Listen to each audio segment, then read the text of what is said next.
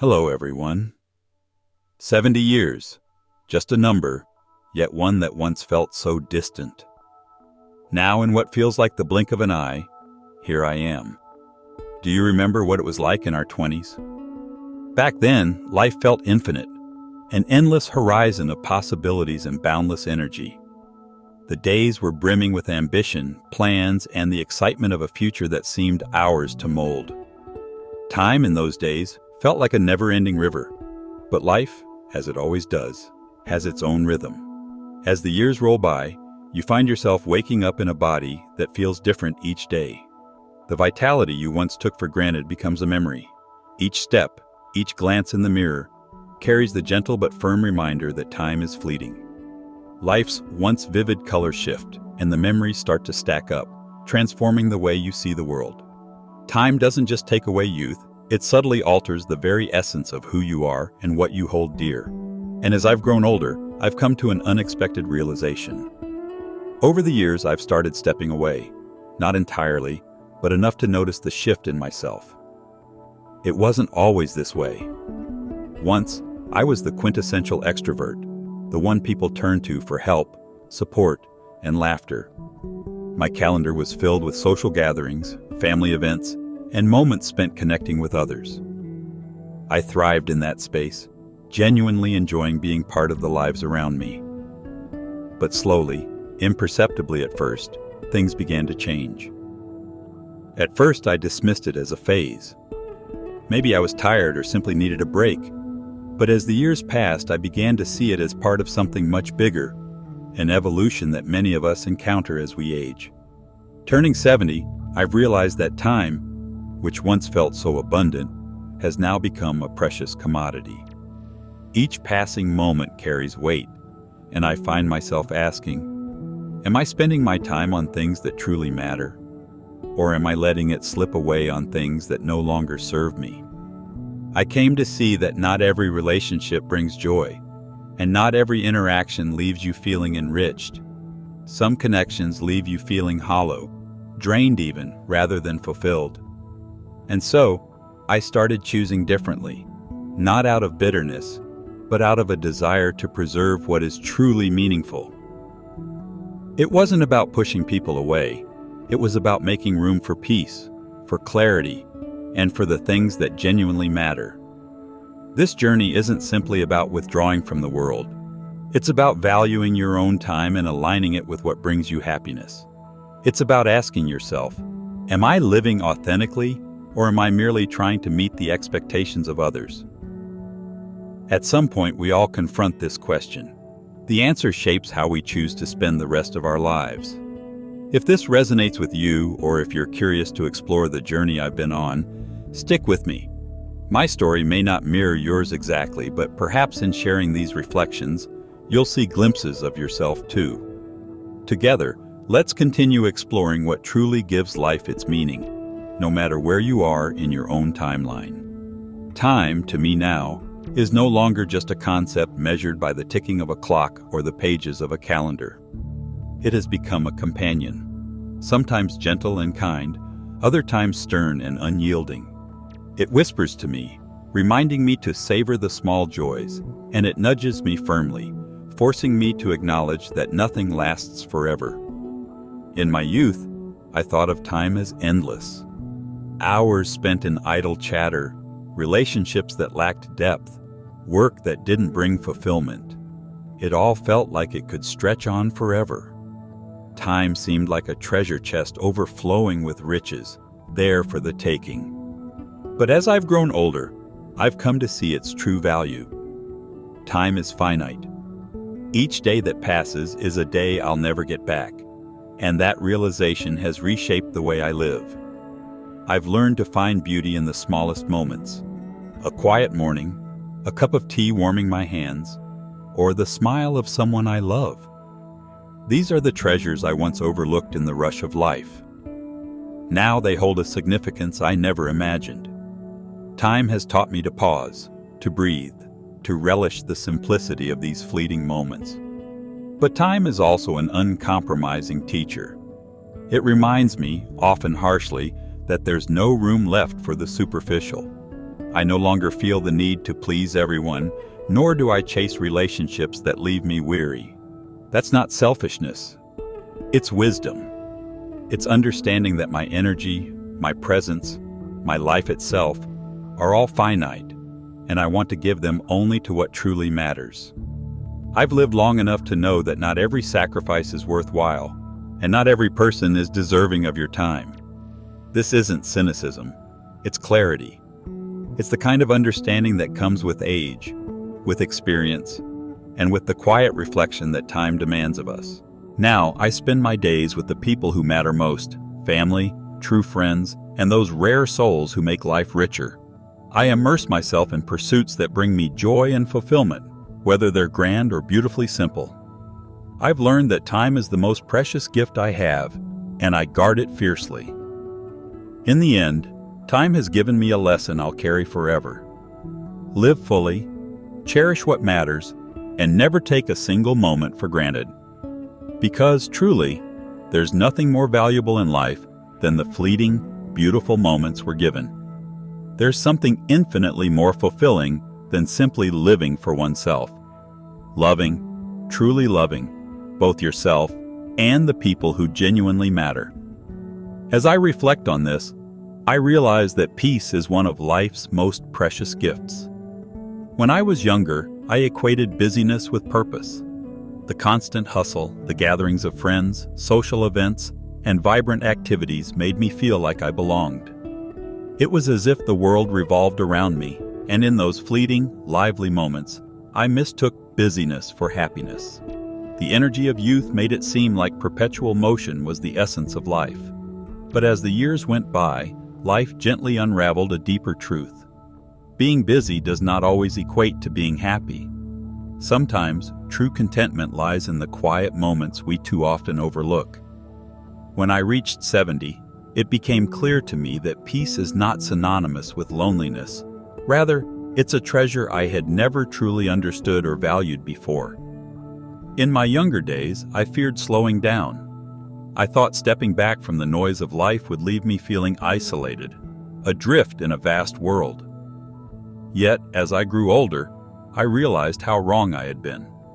Silence didn't make me lonely. Instead, it helped me discover parts of myself I had long ignored. It brought clarity, depth, and a newfound appreciation for the things I once overlooked. Now, I find immense joy in the simplest of moments: reading a cherished book under the gentle morning light, savoring a warm cup of tea in the calm of my home, or watching clouds drift across a clear blue sky. Even the soft chirping of birds through the trees feels like a melody meant just for me.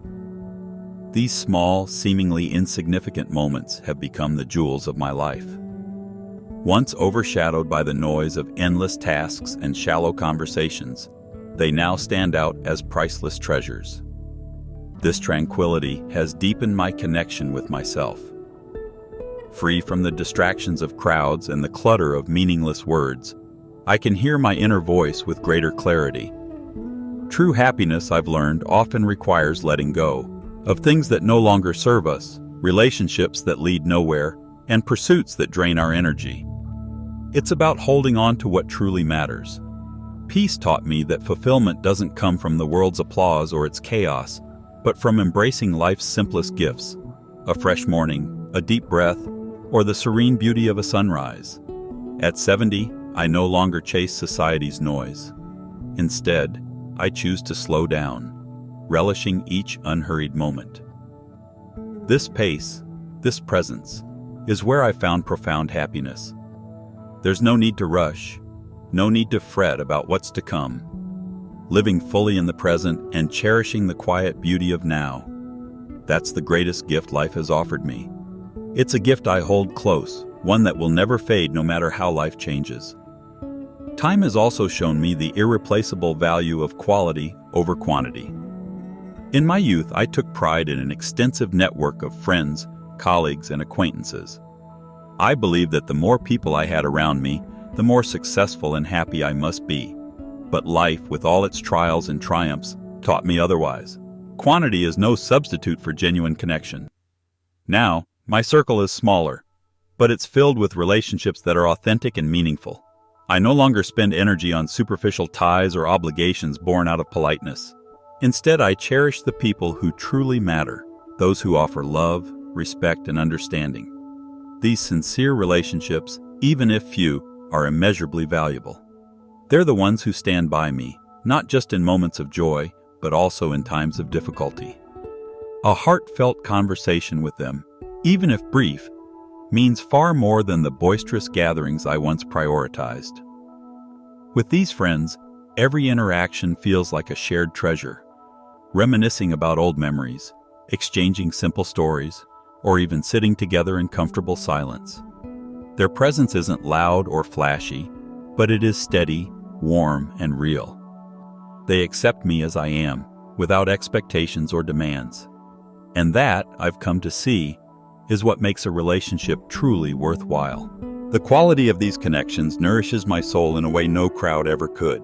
It's not about how many people we have in our lives. It's about the depth and sincerity of the bonds we share. Having experienced life's ups and downs, I've learned that happiness doesn't require the whole world's approval. Just a handful of people who genuinely care for and understand you can make life feel complete. One of the most profound truths I've discovered at 70 is that living fully doesn't mean trying to please everyone. In my younger years, I often found myself saying yes when I wanted to say no, agreeing out of fear of rejection or conflict. I believed that accommodating others, even at my own expense, was the way to maintain relationships. But with time, I realized how misguided that was. No one can carry the weight of pleasing everyone. It's not only impossible, but also unnecessary.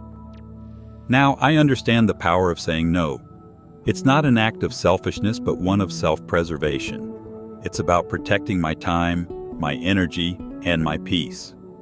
I've let go of relationships that drain me and stopped holding on to connections out of fear or obligation. Not everyone deserves a place in my life, and that's okay. This understanding has been liberating. It's allowed me to focus on the people and things that truly bring joy and meaning into my life. I've learned to prioritize what aligns with my values and my heart, and in doing so, I've found a sense of freedom I never knew I needed. As I reflect on my journey, I see how much wisdom age has brought.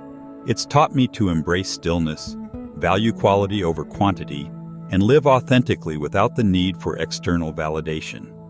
Life, in its simplicity and quiet beauty, feels more fulfilling than ever before.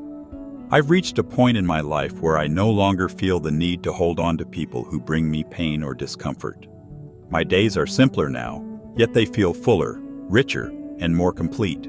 I no longer chase vague goals or fear missing out.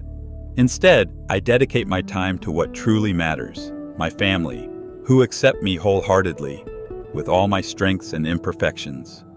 The people I cherish most are my true friends, those who have stood by me through life's ups and downs, sharing my joy and my sorrow without any expectations. I also make time for hobbies and passions I once abandoned due to work or unnecessary anxieties. Life has become about savoring small yet profound moments. A serene morning walk, the quiet pleasure of a fragrant cup of tea, or simply watching the sky shift its hues. These ordinary experiences have become my greatest source of peace and joy. I've learned to slow down, letting go of the need to please everyone or to carry the weight of constant worry. I now understand that when I feel truly content and at peace within myself, I can share that sense of calm with the people around me. At this stage in my life, I am proud to say I've learned to set boundaries without guilt. I know what enriches my life and what drains it, and I've come to see that choosing to let go of negativity is not about rejecting others. It's about honoring myself. Respecting myself and my values has allowed me to live more fully. 70 years old is not the end. It's a time to embrace life with depth, honesty, and intention. It's no longer about meeting others' expectations or chasing after things I don't truly want. I choose to center myself in my life, not out of selfishness, but to ensure every day feels meaningful and worth living. That, I've realized, is true freedom. Choosing solitude over noise has been one of the most transformative decisions I've made. It's not about loneliness or avoiding people.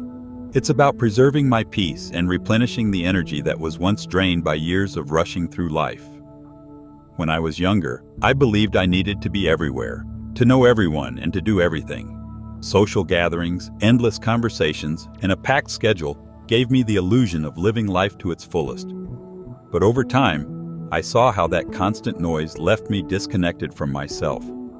Now I understand that I don't need an abundance of friends, events, or commitments to feel fulfilled. In fact, I've realized that silence is one of life's greatest gifts, a way to reconnect with my innermost self. By stepping back from the crowd, I've created space for the things that truly matter. I spend my days reading books I love, marveling at the sunrise, feeling the gentle breeze on my face, and listening to the soft rustle of leaves under my feet. These moments, once overlooked, are now treasures I hold dear. Time is precious, and I no longer want to waste it on things that don't bring me joy or meaning. I've learned to say no without guilt, to set boundaries with grace, and to let go of relationships that no longer serve me. It's not easy to prioritize yourself when you've spent much of your life putting others first. But in doing so, I've discovered the importance of self-love. I no longer feel bad for saying no to unnecessary demands or for choosing to invest in my own well-being. As I've grown older, I've come to see that not everyone is worth my time, and that's okay. I've stopped forcing connections that don't add value to my life. Slowing down isn't about laziness. It's about giving myself permission to enjoy life on my own terms.